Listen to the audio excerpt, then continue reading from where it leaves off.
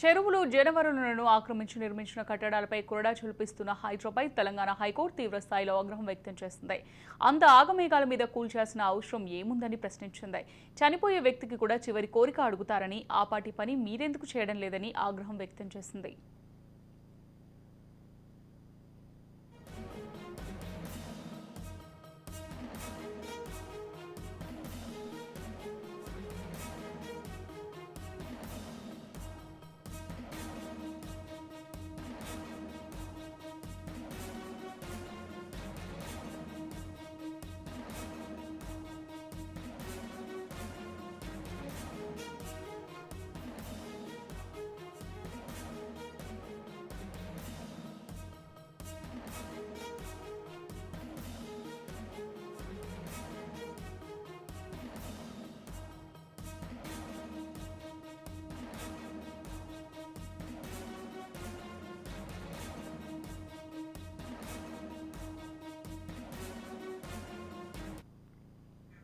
సంగారెడ్డి జిల్లా అమీన్పూర్ కూల్చివేతలపై పలువురు బాధితులు హైకోర్టును ఆశ్రయించారు. ఈ రోజు విచారణ జరగగా హైడ్రాను హైకోర్టుపై విధంగా ప్రశ్నించింది.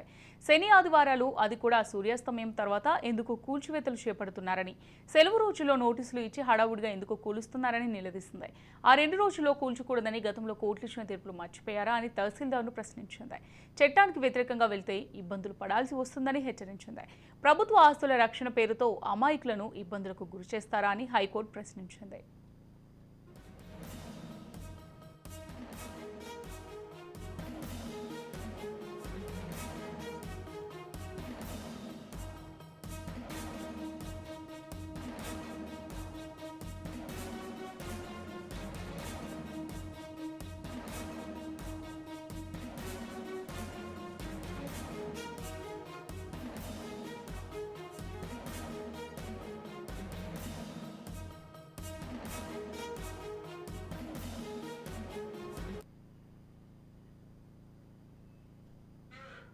కోర్టు అడిగిన ప్రశ్నలకు మాత్రమే సమాధానం ఇవ్వాలని హైడ్రా కమిషనర్ రంగనాథ్ను న్యాయస్థానం కోరింది. రాజకీయ నాయకులు, ఉన్నతాధికారులు చెప్పారని అక్రమంగా ముందుకు వెళ్లొద్దని సూచించింది.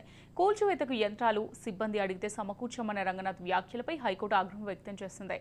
చార్మినార్ కూల్చివేతకు యంత్రాలు, సిబ్బందిని అడిగితే ఇచ్చేస్తారా అని ప్రశ్నించింది. ఇకనైనా ఇలాగే జరిగితే స్టే ఇస్తామని హెచ్చరించింది.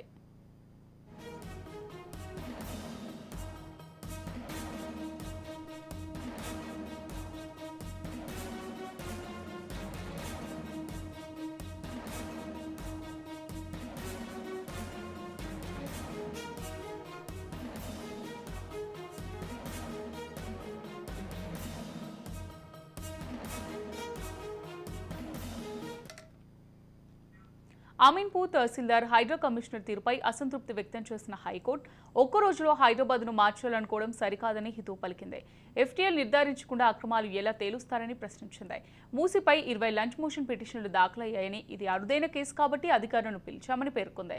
ట్రాఫిక్ సమస్యను పరిష్కరించాల్సిన బాధ్యత కూడా హైడ్రాదేనని, కానీ వాటిని పట్టించుకోవడం లేదని, నిబంధనలు పాటించుకుంటే హైడ్రా ఏర్పాటు జీవోపై స్టే ఇవ్వాల్సి ఉంటుందని హెచ్చరించింది.